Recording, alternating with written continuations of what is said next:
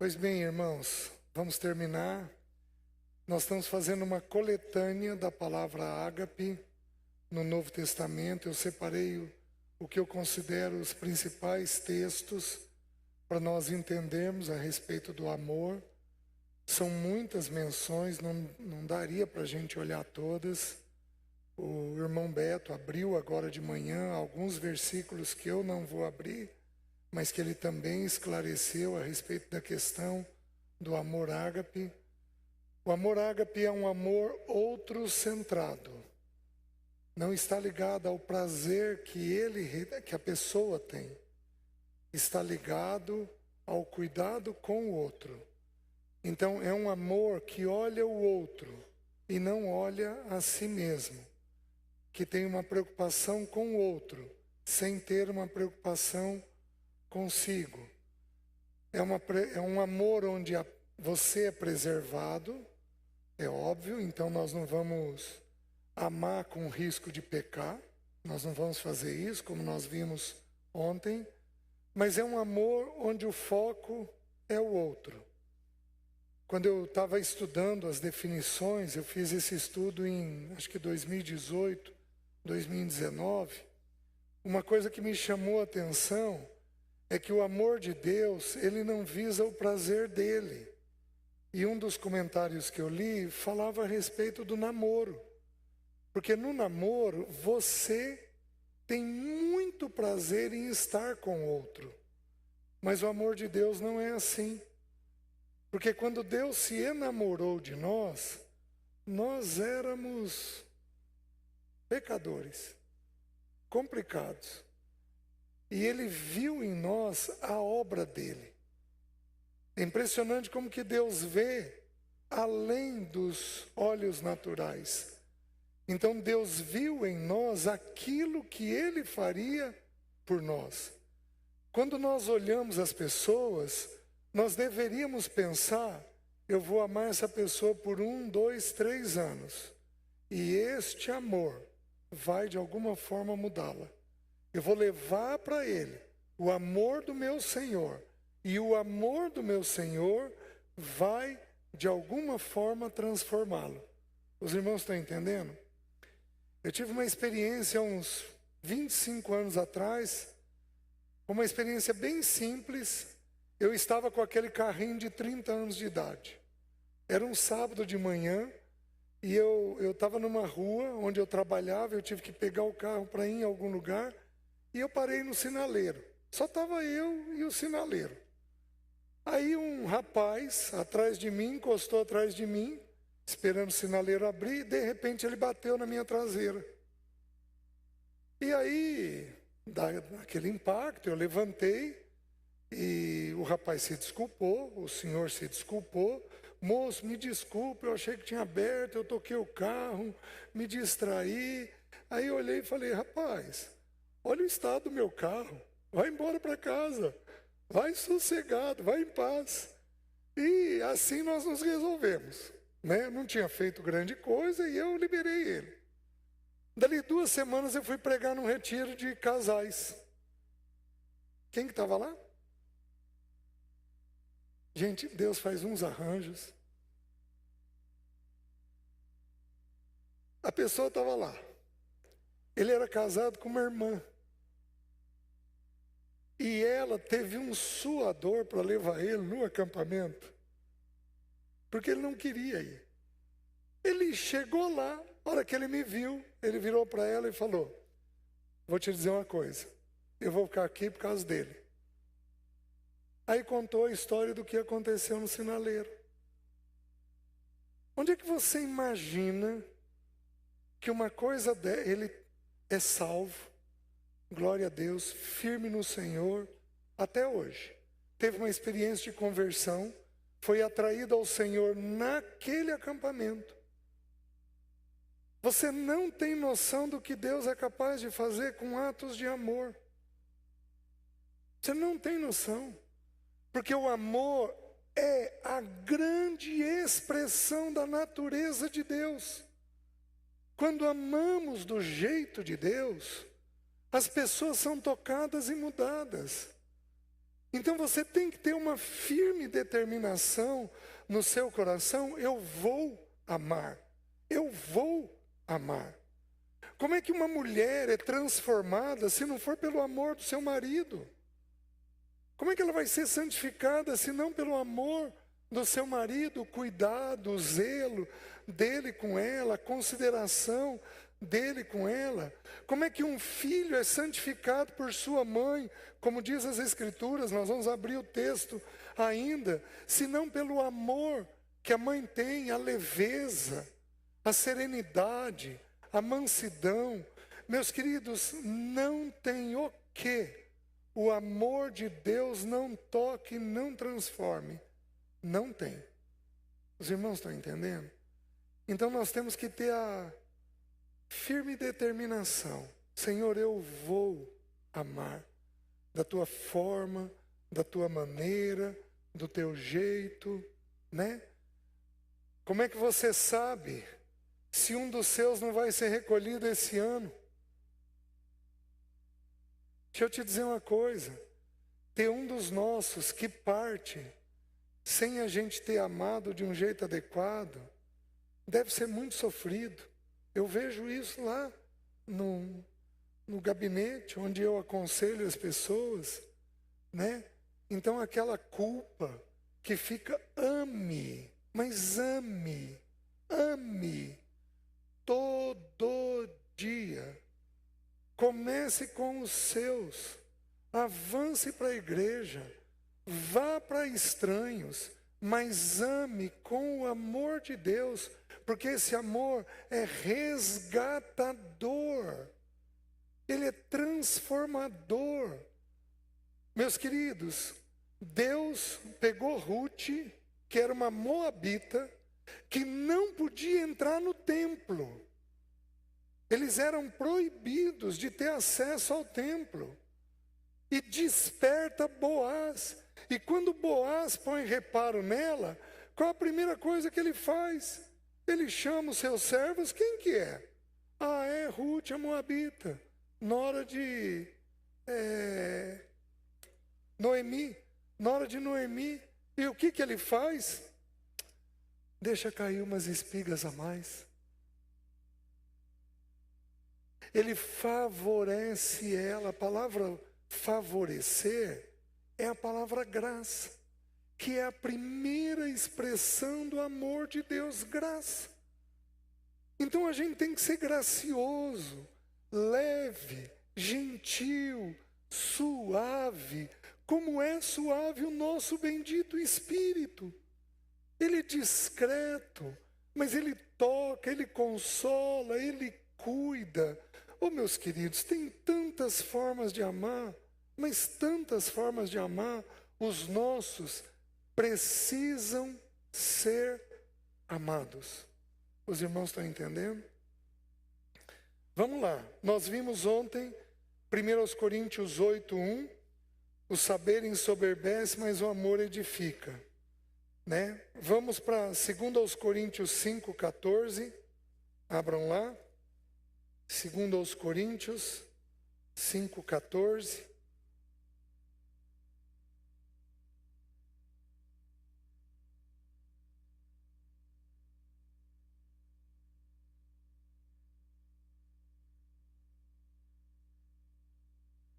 Diz assim: pois o amor de Cristo nos constrange, julgando nós isto: um morreu por todos, logo todos morreram.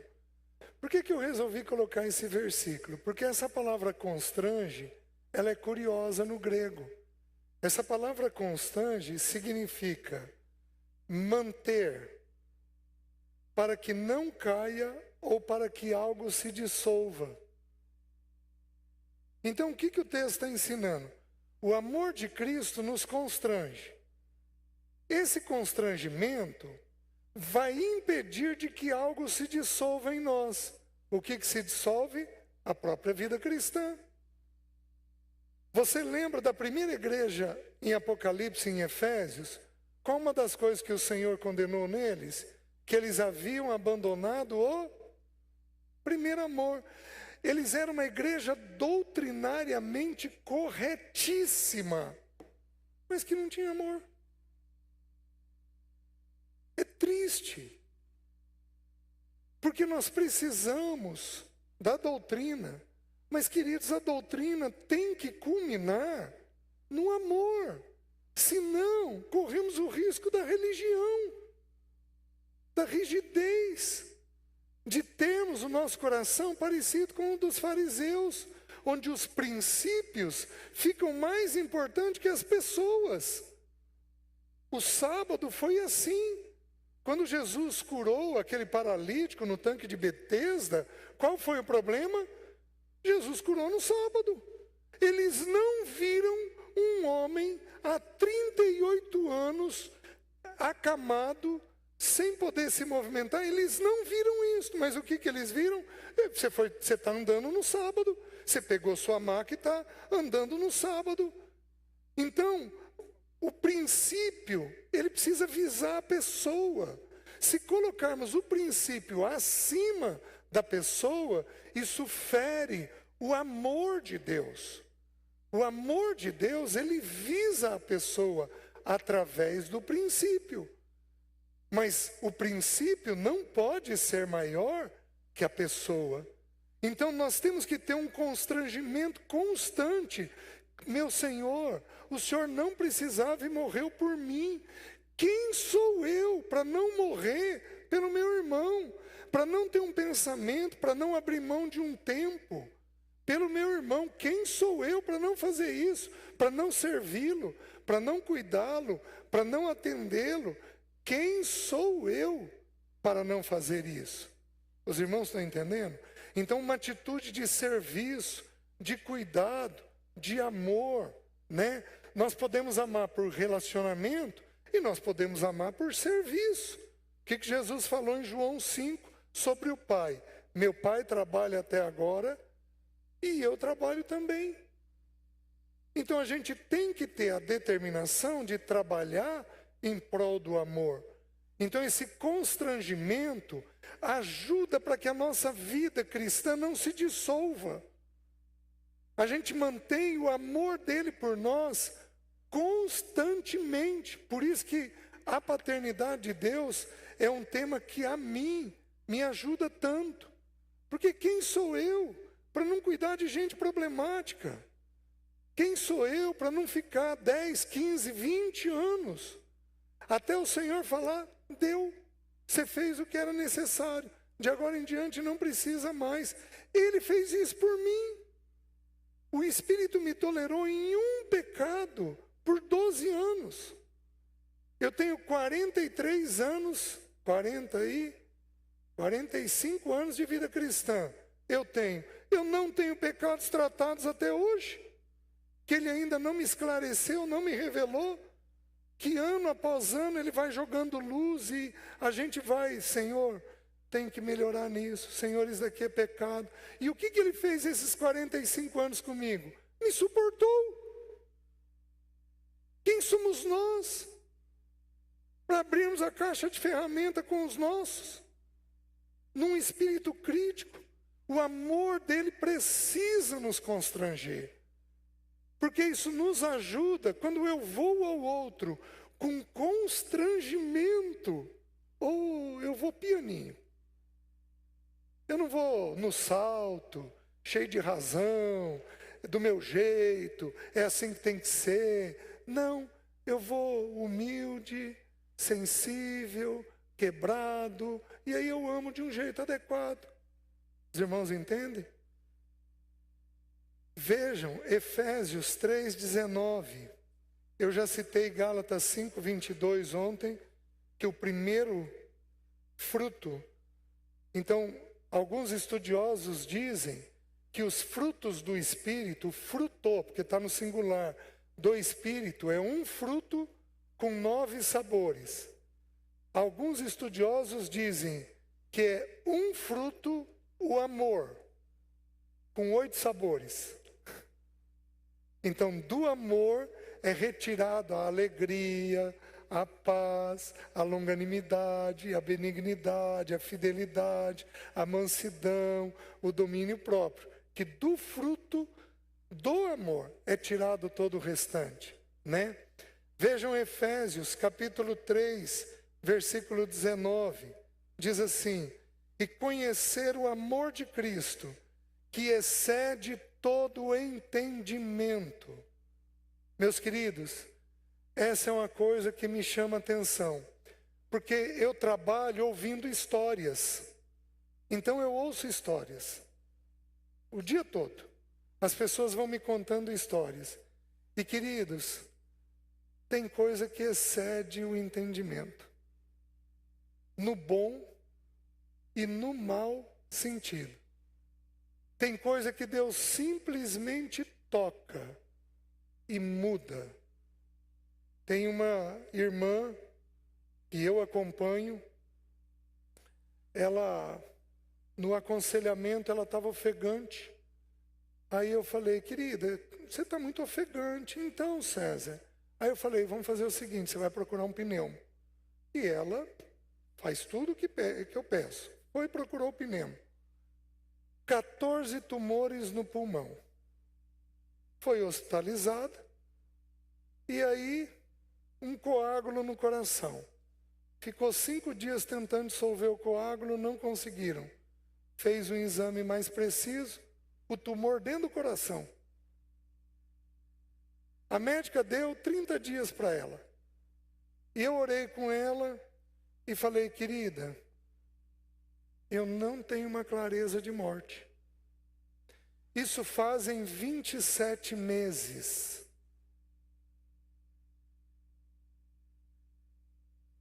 O Senhor faz subir da sepultura. Para Ele não tem problema nenhum. Ele faz subir da sepultura.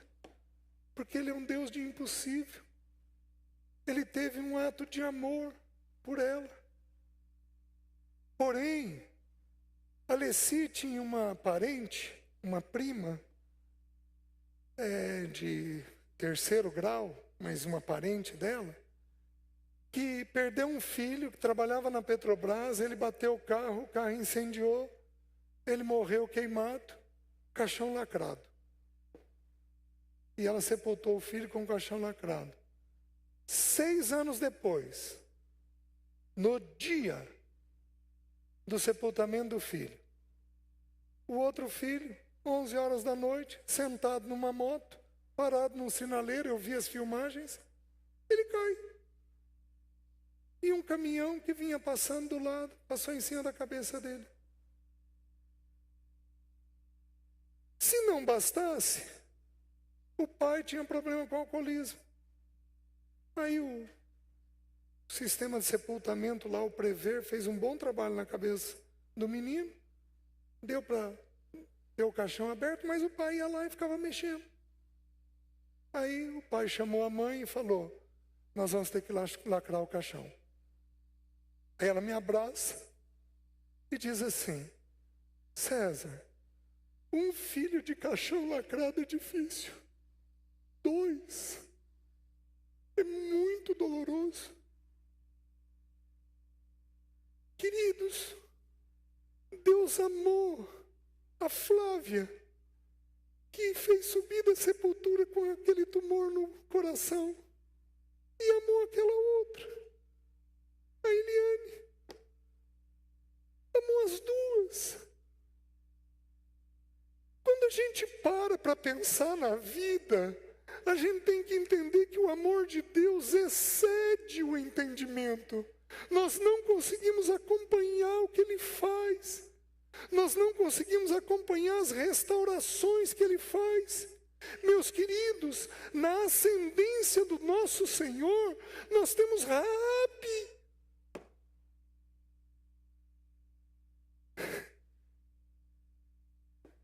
Sabe o que você tinha que fazer com uma prostituta se fosse baseado na lei? Apedrejá-la. Mas o amor de Deus excede todo entendimento. Ele vai muito além do que a gente imagina. Ele vai muito além do que a gente supõe. Nós temos que entender que o nosso Deus é um Deus de restauração, de amor, de cuidado, porque o ser humano é imagem e semelhança dele. Então nós temos que aprender a deixar os nossos bens confortáveis, com amor, com zelo, com cuidado. Nós precisamos aprender a amar de um jeito adequado. Os irmãos compreendem? É um amor que excede o entendimento. Que mais? Vejam Efésios capítulo 4. Essa porção é maravilhosa. Versículo 1 ele diz assim: rogo-vos, pois, eu, prisioneiro no Senhor, que andeis de modo digno da vocação a que fostes chamados, com toda humildade e mansidão, com longanimidade, suportando-vos uns aos outros em amor. Então eu preciso ter humildade e mansidão. A humildade é a maneira pela qual eu vou ao outro. A palavra humildade significa aquele que se abaixa. Então eu vou ao outro menor do que ele. Eu não vou cheio de razão. Eu não vou capaz. Eu vou ao outro humilde. A mansidão é a maneira pela qual eu reajo ao outro. Então, enquanto na humildade eu vou abaixado, na mansidão eu reajo de forma leve. O Paulo Bornelli fez uma definição para mim de mansidão que eu considero maravilhosa. Ele falou assim: César, mansidão não é um pangaré velho. Ele é manso, porque ele é velho. Ele não tem força mais. Mansidão é um quarto de milha, no pleno vigor da sua força, mas completamente dominado pela rédea do condutor. Aí ele falou: mansidão é força sob domínio. Então você é completamente forte, determinado, mas você é dominado, você domina esta força. Ela não aparece de qualquer forma. Homens, quantas vezes a gente é grosseiro com as esposas? E alguns ainda falam de forma tão indevida e dizem assim: não, é porque eu sou assim, eu sou muito transparente, eu sou muito sincero. E deixa eu te dizer uma coisa: a Bíblia manda você ser verdadeiro, não transparente. Porque o transparente, bateu, ele põe para fora, de qualquer jeito. O verdadeiro, bateu aqui, ele considera se é ele que é para falar, se é tempo de falar, qual é o modo de falar. Então ele coloca aquilo de forma adequada. Então ser transparente constitui pecado. Isso é um pecado. E é um pecado grave. Porque você vai falar coisas que você não deveria falar. Então na mansidão você tem amor. Então ele diz que é para a gente tratar com todas as pessoas com humildade, com mansidão, com longo ânimo. O que é longo ânimo? Vamos lá. No dia seguinte, vamos lá. 3 dias depois, vamos lá. 1 mês depois, louvado seja o nome do Senhor. Vamos lá. 1 ano depois, vamos lá. Até Deus mudar a sorte. Porque é assim que Ele faz conosco. Ele tem longo ânimo conosco. Então nós devemos fazer com os outros desse jeito. Mas até aqui não entrou o amor. O amor vai entrar agora. Diz assim: suportando-vos uns aos outros em amor. O que é suportar? Suportar é colocar o ombro debaixo e carregar a pessoa. Sabe quando alguém está fraco? O que você faz? Vai lá, põe o ombro debaixo, faz a pessoa passar o braço aqui por cima e você carrega ela aqui. Meus queridos, Deus é muito gentil. Deus é muito generoso. O Senhor recolheu uma sobrinha filha, recolheu depois a Leci, recolheu minha sogra, recolheu minha mãe. Eu virei para a Jéssica e falei: filha, ficou você. E eu esqueci da minha secretária, que estava comigo há quase 15 anos. Deus recolheu ela esse ano. E aí, Deus me abençoou com uma irmã esquizofrênica, uma irmã de sangue.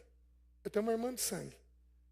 Esquizofrênica, 68 anos, acamada, que pesa 140 quilos. Uma irmã minha fica em casa cuidando, com as cuidadoras, e eu trabalho para pagar as contas dela. Tenho que passar lá todo dia. Todo sábado e todo domingo eu tiro ela da cama.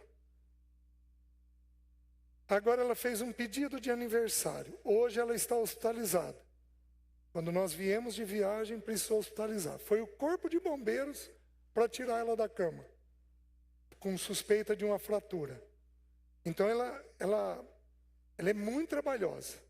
Muito. E esquizofrênica. E como todo esquizofrênico, de vez em quando, irritada. Sabe como é que ela me trata? De vez em quando. Ô empregadinho,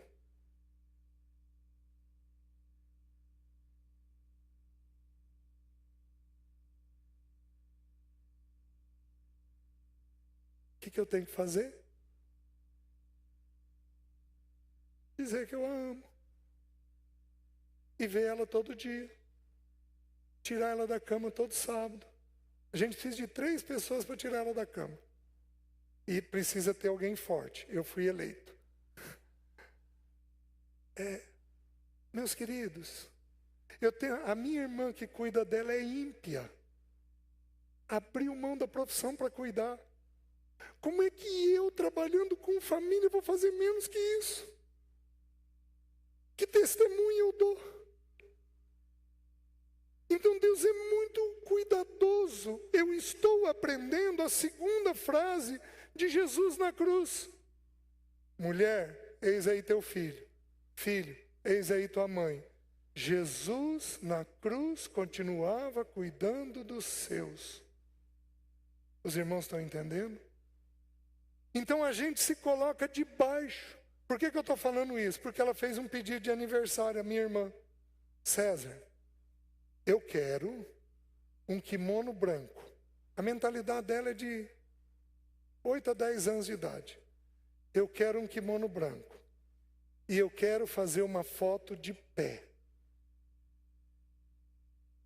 Bom, eu estou procurando a maneira de fazer a foto. Como que eu vou ter que fazer? Pôr ela no meu ombro. E levantar ela. Talvez um outro irmão meu fazer a mesma coisa. É assim que a gente ama aqueles que não têm condição. Tem gente que não tem condição física, tem gente que não tem condição emocional, tem gente que não tem condição espiritual. Sabe o que a gente faz? Se coloca debaixo, suportando a pessoa em amor. Os irmãos entendem? Não importa se é um irmão da igreja, não importa se é filho, não importa se é pai, não importa se é sogro, se é sogra, não importa. Você tem que passar pela experiência.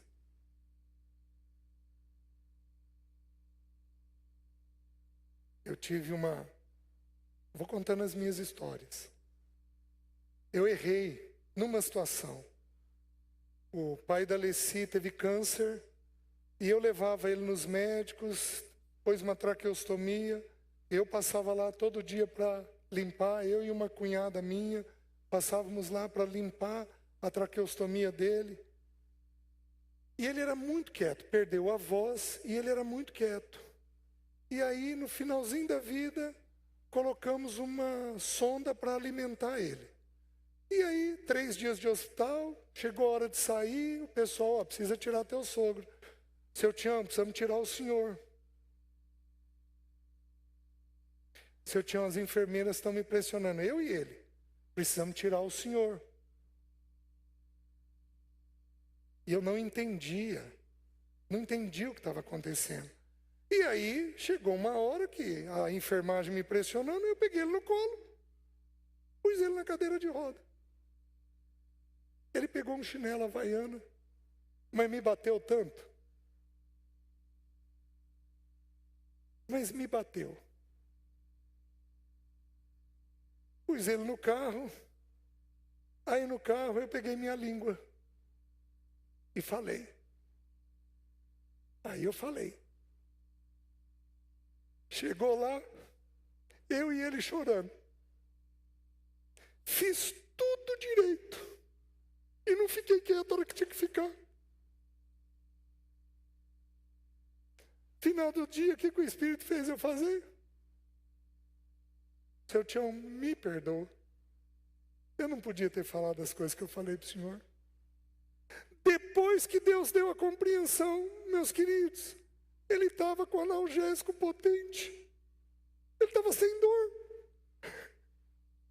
Por que ele não queria sair do quarto? Porque ele estava sem dor. Oh, gente, que burrice! Que maltrato!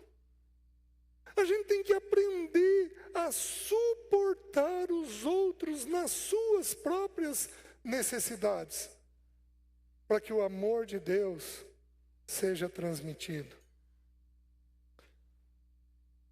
Efésios 5:25, eu já mencionei. Maridos, amai vossa mulher, como também Cristo amou a igreja e a si mesmo se entregou por ela. Mulher, você é para ser amada. E eu vou te dar uma sugestão. Muito gentilmente,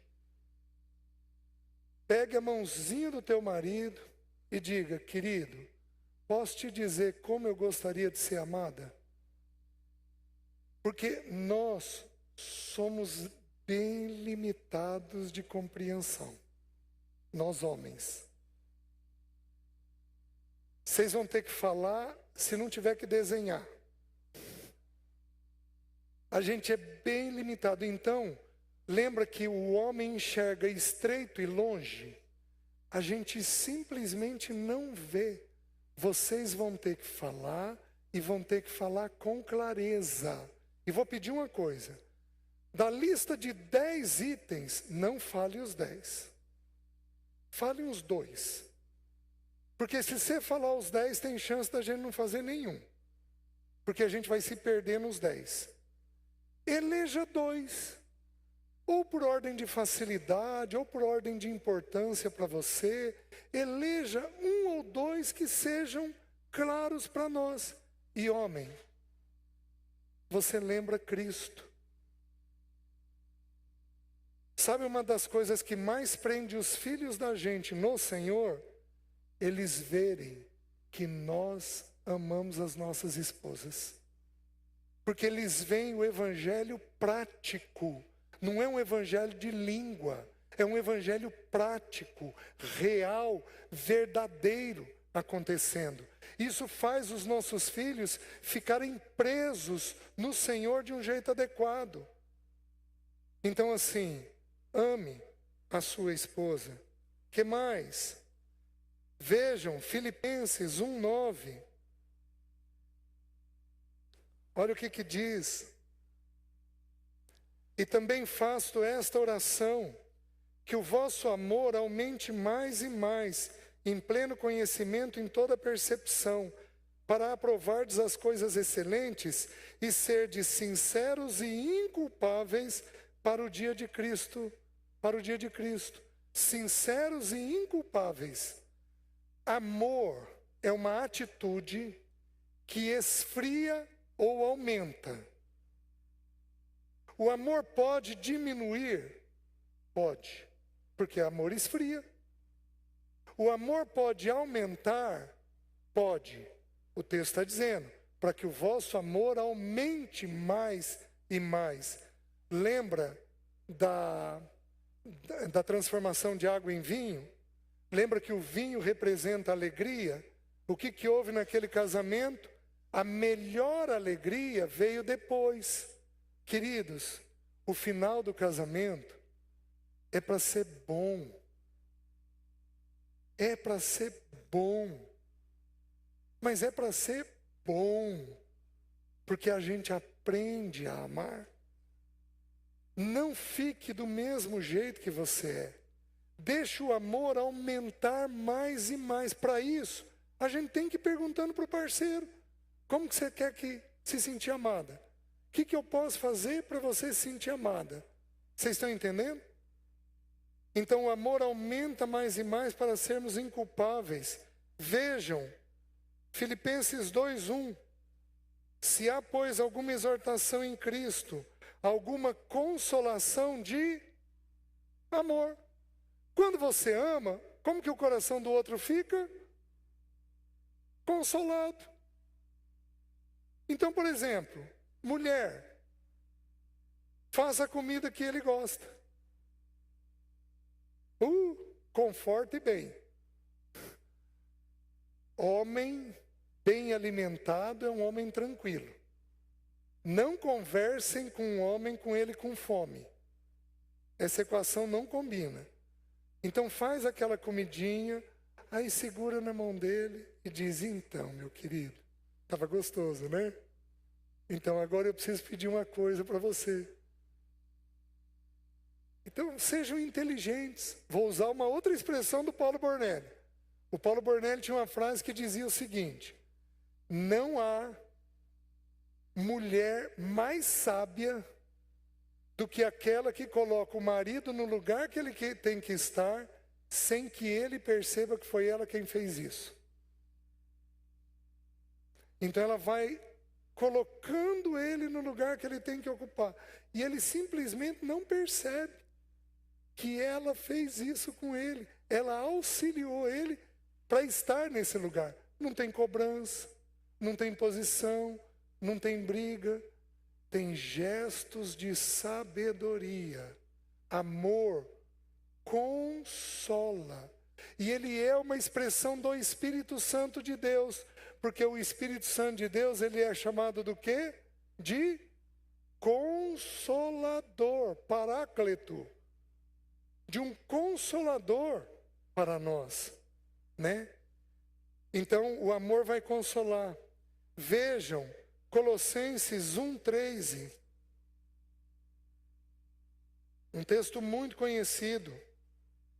Ele nos libertou do império das trevas e nos transportou para o reino do Filho do seu amor. Meus queridos, o reino de Deus é o reino de um filho, um primogênito, e esse filho tem o quê? Amor. Meus queridos, eu fiquei chocado. Uma vez eu chamei o irmão Alan MacLeod. Ele era um irmão muito próximo do Paulo Bornelli. Nós éramos em 4 irmãos lá em Maringá. O irmão Alan, o Paulo, o Naamã e eu. O Senhor chamou o Alan e chamou o Paulo. Ficou eu e o Naamã. O irmão Alan, ele pastoreava pastores. Um homem de Deus. Morreu de psoríase. Uma psoríase extremamente grave. Um homem que orava profundamente pela minha vida. O irmão Alan, eu chamei ele, eu estava reunindo num grupo familiar. Irmão Alan, você não vem um domingo de manhã para abrir a palavra para nós? E ele estudou essa porção. E aí ele falou uma coisa que eu levei alguns dias para digerir. Eu ouvi, sabia que ele estava certo, mas sabe quando a verdade demora? Ele falou: irmãos, tudo que Deus faz, Ele o faz com amor. Porque Ele é amor. E o reino do Filho dele é um reino de amor. E aí, o versículo 16 vai dizer que nele foram criadas todas as coisas, as visíveis e as invisíveis. Me diz uma coisa visível: a garrafa d'água. Me diz uma coisa invisível: a onda sonora. Quem criou? Deus. Deus deu inteligência para o homem fazer isso daqui. Aí ele diz assim, nos céus e na terra. Me diz uma coisa do céu, a nuvem. Me diz uma coisa da terra, a árvore. Aí diz assim, sejam tronos, sejam soberanias. Me diz um trono. O rei da Inglaterra. Me diz uma soberania. Hitler.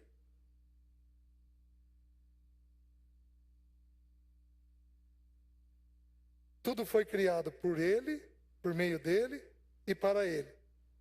Quer principados, quer potestades, os demônios.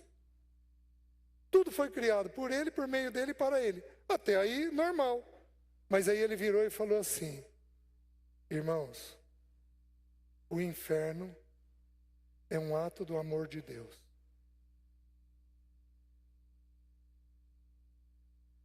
O inferno é um ato do amor de Deus. Porque ele não pode fazer nada sem amor. Nada. É um amor expressado no julgamento. Mas no juízo há amor e no amor há juízo. Gente, eu levei alguns dias para decantar isso de mim. Hoje eu falo com a maior naturalidade, com a maior fé. Porque o inferno foi criado por Deus. E ele então tem que ser um ato do amor de Deus. Por quê? Porque o reino do Filho de Deus é um reino de amor. Porque ele é amor. Inclusive no julgamento, Deus é amor. Os irmãos entendem? Vejam, o 2:2, o 2:1, gostaria, pois, que soubesses quão grande luta venho mantendo por vós, pelos laodicenses e por quantos não me viram face a face, para que o coração deles seja confortado e vinculado juntamente em amor. Quando você tem atos de amor, você faz o quê? Vincula. Então tem casais aqui assim. Tem pais e filhos assim. Tem pais e filhos e casais assim. Tem pais e filhos e casais assim. Tem pais e filhos e casais assim. Tem pais e filhos e casais assim. Onde está a diferença? Na verdade, porque a verdade une, e nos atos de amor. Nos atos de amor.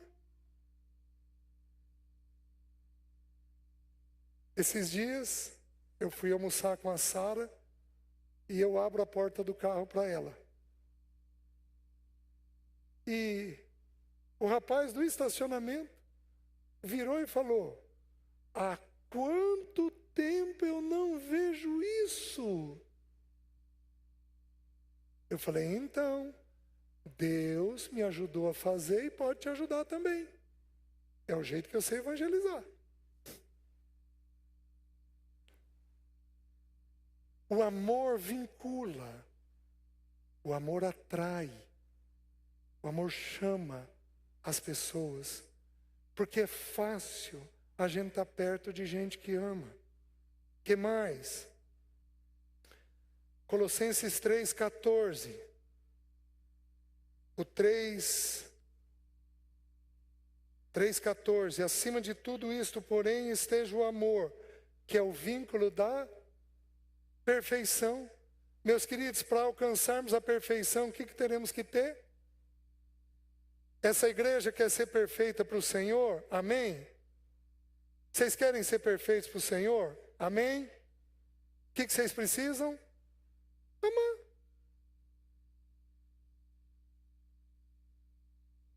Amar.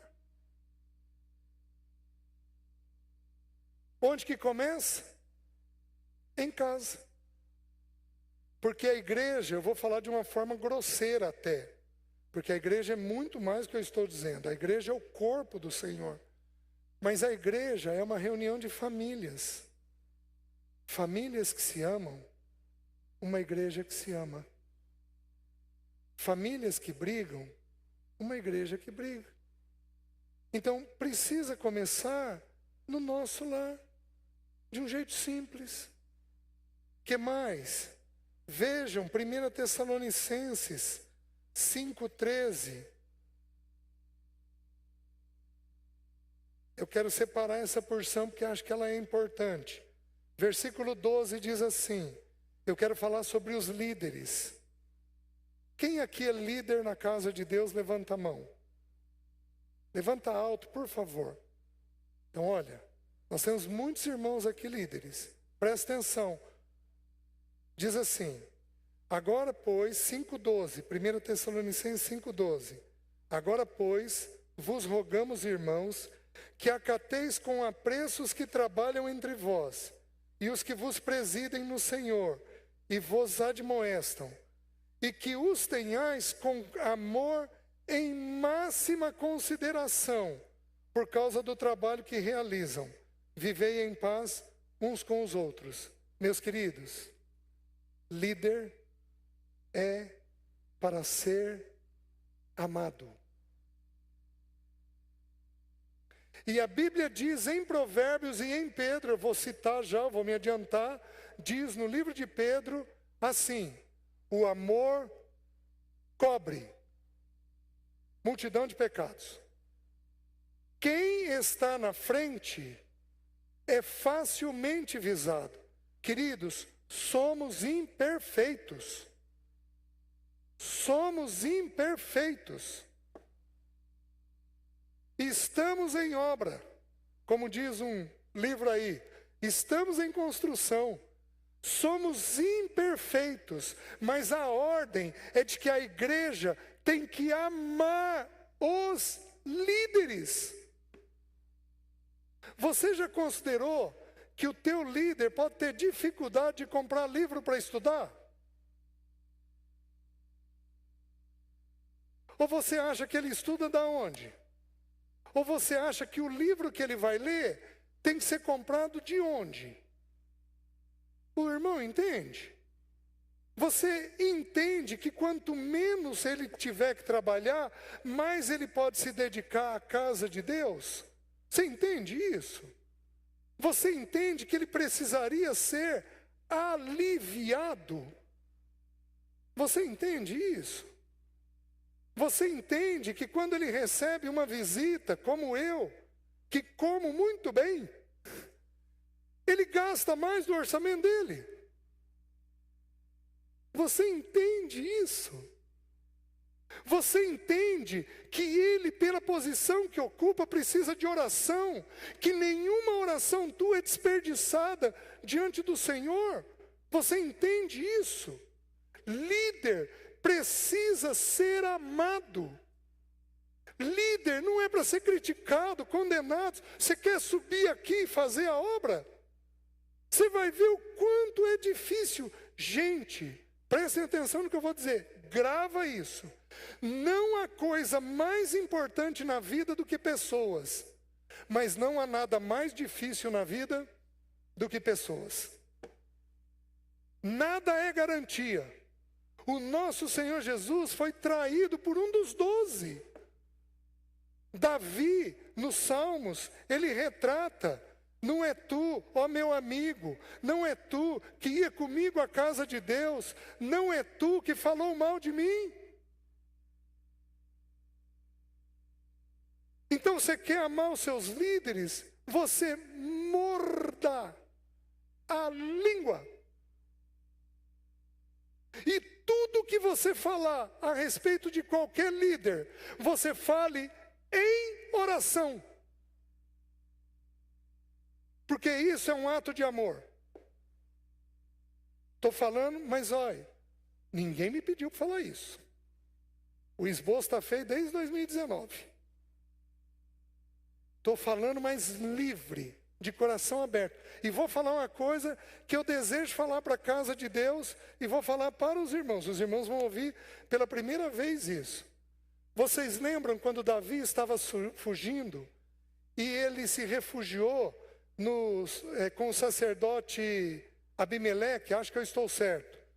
Vocês lembram? Quando ele se refugiou lá, e ele pediu pão para ele e os que estavam seguindo ele estava fugindo de Saul, e aí tinha só os pães da preposição, e ele comeu os pães da preposição, e ele perguntou, tem alguma espada aqui? Só tinha a espada de Golias, que Davi pegou e levou. Vocês lembram disso daí? Lembram o que aconteceu? Lembram que um irmão chamado Doeg viu aquela cena, correu até Saul e fofocou para Saul da posição de Davi? Lembra disso? Lembra qual a consequência? 100 sacerdotes foram mortos.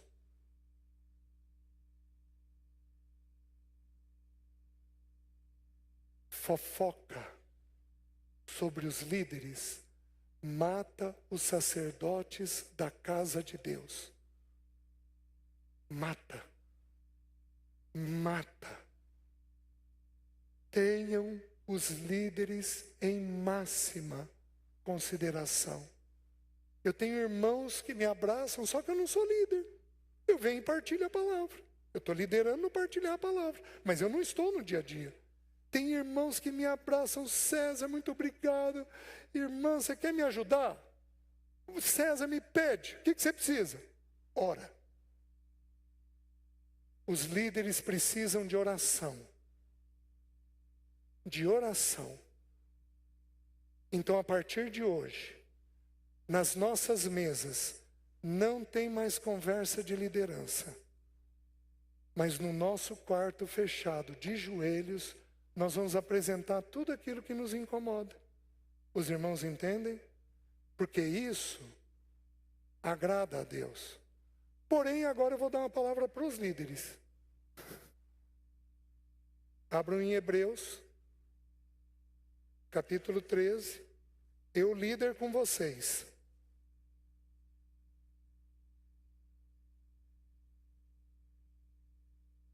Diz assim: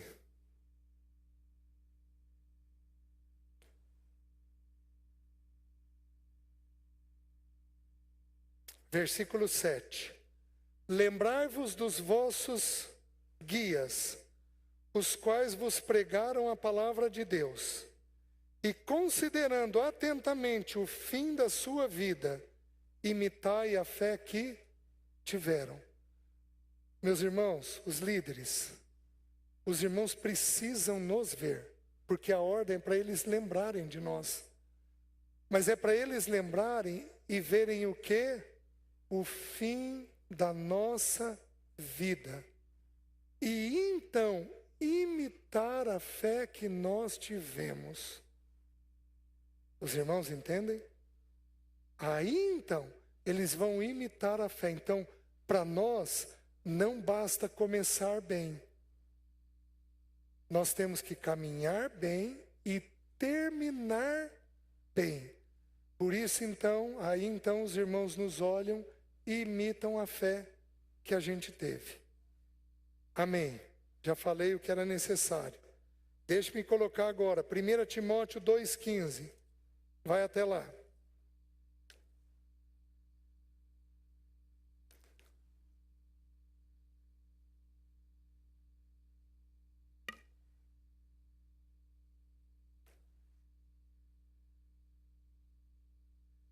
Diz assim. Espera aí que eu não achei ainda.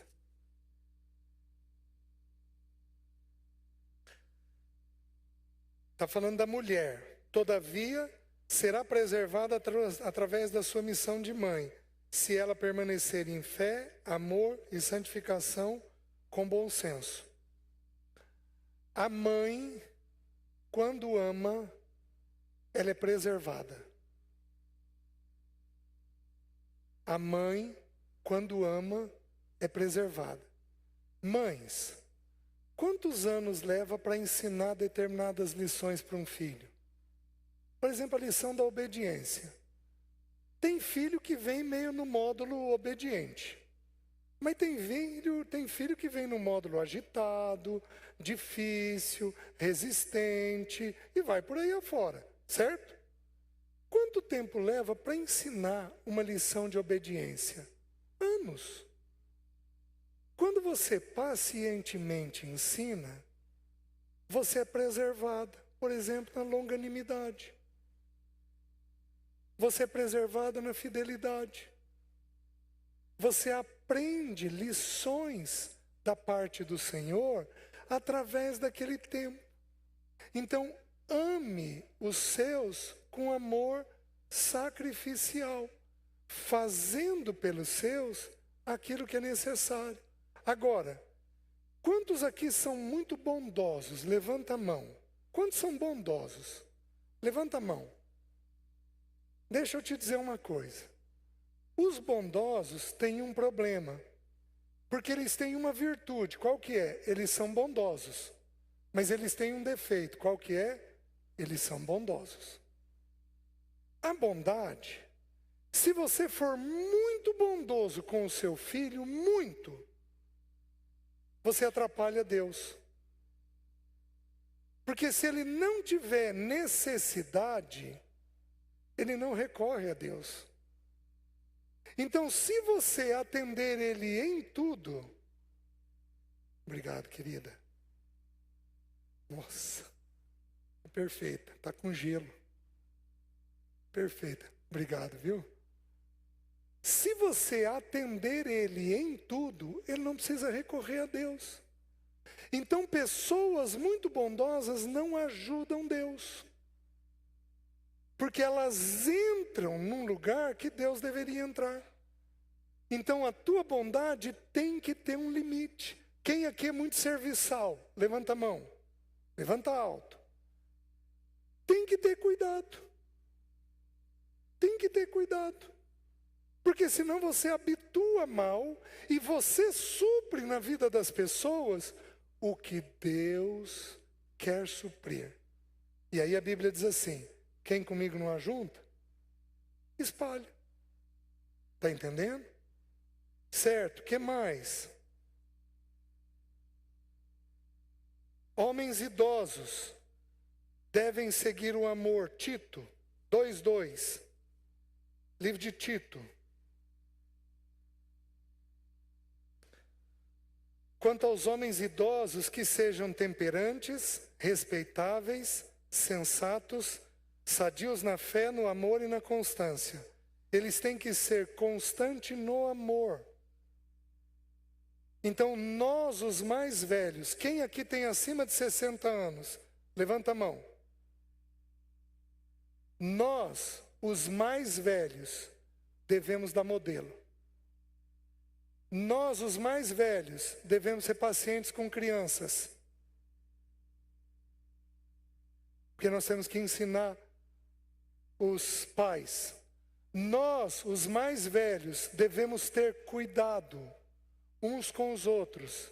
A gente, por experiência, a gente sabe quando alguém está com necessidade. Irmão, vai lá e faz isso. Irmão, deixa que eu vou lá e vou fazer isso. Nós devemos dar modelo para os mais jovens, certo? Aí 1 João, e aí eu encerro. 1 João 3,18.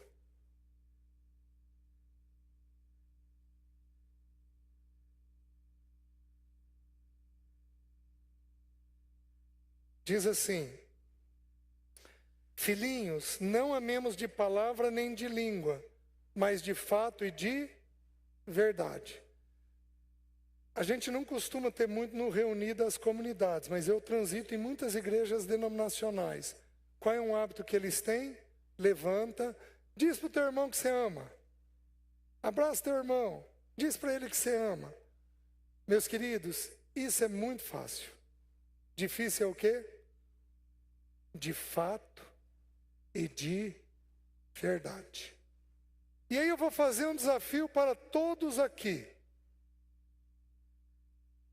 Os jovens, perguntem para os seus pais se eles se sentem amados por você. Você vai perguntar para o seu pai e para a sua mãe. Pai, mãe, vocês se sentem amados por mim? O que vocês gostariam que eu fizesse que seria expressão de amor? Você vai perguntar para os seus filhos: filha, filho, filha, você se sente amado pelo pai, pela mãe? O que você gostaria que nós fizéssemos? Gente, não adianta eu abraçar o André e a Jéssica e falar: filha, eu te amo. O que importa é o que ele ouviu. Porque eu posso estar dizendo e ele não está ouvindo. Porque às vezes eu estou amando ele de um jeito que não é a necessidade dele. Por isso que nós temos que amar dentro da necessidade. Qual era a nossa necessidade? Alguém que morresse na cruz. Ele veio e atendeu a nossa necessidade. Nós precisamos de ser amados na nossa necessidade. Então, examinem-se. Os casais façam isso. Examinem-se. Você está se sentindo amada por mim? E aí, minha irmã, não vai me desfiar o rosário. Não, porque você não faz isso, não faz isso, não faz isso, não faz isso. Lembra que homem precisa de elogio. Respeito. O elogio faz parte do respeito. Então, querido, você é trabalhador, você põe dinheiro dentro de casa, não tem nos faltado nada, eu agradeço a Deus por isso. Mas, querido, tem um mês que você não ora comigo. Então, antes de dizer o que está em falta, diz aquilo que está existindo, porque homem precisa de respeito. Que mais? Amar de fato e de verdade. Vejam 4:7. Olha o que diz. Amados, amemo-nos uns aos outros, porque o amor procede de Deus, e todo aquele que ama é nascido de Deus e conhece a Deus. Amor é uma expressão de que nós nascemos de novo. Então, você quer uma garantia de que você nasceu de novo? Ame. Vejam 4:12. Ninguém jamais viu a Deus. Se amarmos uns aos outros, Deus permanece em nós, e o seu amor é em nós aperfeiçoado. Então, a gente não vê Deus. Mas à medida que eu vou amando uns aos outros, o amor dele é aperfeiçoado em mim. Eu vou descobrindo formas de amor que ele tem por mim que antes eu não via. Antes simplesmente você não via. Mas são cuidados que Deus tem com você. Certo? O 3:17. Ora, aquele que possuir recursos deste mundo e vir a seu irmão padecer necessidade e fechar-lhe o coração, como pode permanecer nele o amor de Deus? Meus queridos, dinheiro é para ser dado, com bom senso e com equilíbrio. Dinheiro não é para ser retido. Você vê caminhão de mudança em cortejo fúnebre? Não, porque nós não levamos nada.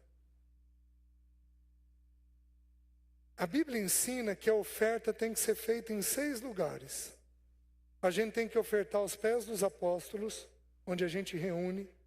A gente tem que ofertar aos pobres. A gente tem que ofertar às viúvas, especialmente da nossa casa. A gente tem que ofertar aos de sangue. A gente tem que ofertar aos da fé. E a gente tem que ofertar aos irmãos que servem a gente. 6 ofertas. A Bíblia nos estimula a fazer. Tem texto bíblico para tudo isso. Só estou citando. Já pensou se toda a igreja tivesse atenta à própria igreja? Eu vou contar uma experiência vivida há muitos anos atrás, que foi marcante para os meus filhos. A Bíblia ensina que o que a direita fizer, não é para a esquerda saber. Então eu estou falando com maior temor. Estou falando como um modelo, um exemplo. As crianças minhas ainda eram pequenas, o André talvez uns 7 anos, a Jéssica uns 3. Nós fomos para um encontro de missões. E aí vieram muitos irmãos falar sobre missões. E veio um irmão que estava com os índios há 10 anos. E ele estava há alguns meses num ano sabático. Ele veio para descansar. E tá bom, ele veio de Londrina, o encontro foi em Maringá, 100 quilômetros de distância. E enquanto ele falava, ele foi o primeiro a falar. O meu coração foi aquecendo. E eu virei, na época, para minha esposa e falei, eu estou com vontade, o almoço ia ser numa escola. Eu estou com vontade de abrir uma ficha para ele. E dizer para ele pegar o que ele quiser. Eu estou vendo que ele tem 2 crianças. O que você acha? Nós oramos ali na hora e definimos fazer isso. Peguei meus filhos no intervalo, chamei ele, me apresentei e falei, irmão, eu queria dizer uma coisa, o almoço, eram 4 dias de encontro, o almoço vai ser lá na escola evangélica. E tem um barzinho lá. E a gente queria abrir uma ficha para o irmão pegar os 4 dias, o que o irmão quiser, que a gente vai pagar. Ele começou a chorar. Mas chorava. Aí ele falou assim, César, a minha filha de 5 anos pediu se ela ia poder tomar uma Coca-Cola na hora do almoço. E eu não tenho dinheiro para Coca-Cola. Meus queridos, você tem noção do impacto dessa experiência na vida dos meus filhos? Um amor bobo, uma coisa boba. Sei lá, se eu gastei em dias de hoje, eu gastei 150, 200 reais. Se eu gastei para atender um irmão 4 dias em refrigerante e doce para os filhos. Mas, meus queridos, isso prova o amor de Deus. Você, por favor, meta a mão na sua carteira. Porque há muita necessidade na casa de Deus. Muita necessidade na casa de Deus. Muita. Eu tive um irmão, quando Alessi adoeceu, eu tive um irmão que me ofertou, um irmão quietinho na reunião. Ele me ofertou R$ 4.500 por 9 meses. O primeiro mês que ele me ofertou, faltou R$ 5 para dar de diferença do que eu não tinha trabalhado, porque eu tinha que acompanhar nos exames. Você tem um entendimento do bem que esse irmão fez a mim e a minha casa? Nós precisamos estar atentos. Nós precisamos estar atentos, porque há necessidade constantemente dentro da casa de Deus. Constantemente dentro da casa de Deus. Nós temos irmãos com doenças graves, que precisam de um sustagem que você compra em mercado, que precisa ter um outro. Nossa, comprei tanto isso para irmãos que têm câncer, que não tem muita condição financeira. Eu próprio fui assistido por um médico. Ele mandou um monte de coisa congelada que ele fez para nutrir a Alessi. Oh, meus queridos, tem tantas formas de nós amarmos os nossos, mas tem tantas formas de amar, inclusive financeiramente. Porque se houver necessidade entre nós, é vergonhoso para nós. Lembrando o que eu falei ontem, que o texto de Tessalonicenses diz que é para a gente se apartar de irmão folgado, preguiçoso, que não quer trabalhar, que quer viver nas costas do outro. Não. Assim, se ele trabalhar no mínimo ele come. Ele tem alguma coisa para comer. Então não é para a gente tem que fazer com sabedoria. Mas eu estou falando das necessidades que existem no meio da casa de Deus. Existem muitas necessidades. Por exemplo, a minha filha está em Porto Alegre. Ela reúne numa igreja. E agora eu estou preocupado com os líderes. Porque a arrecadação da igreja vai cair. E esses líderes vão viver do quê? Alguém aqui já tinha pensado nisso? É o que Deus plantou no meu coração. Então, eu chegando em casa essa semana, eu quero ligar para um deles que me hospeda. Irmãos, e daí?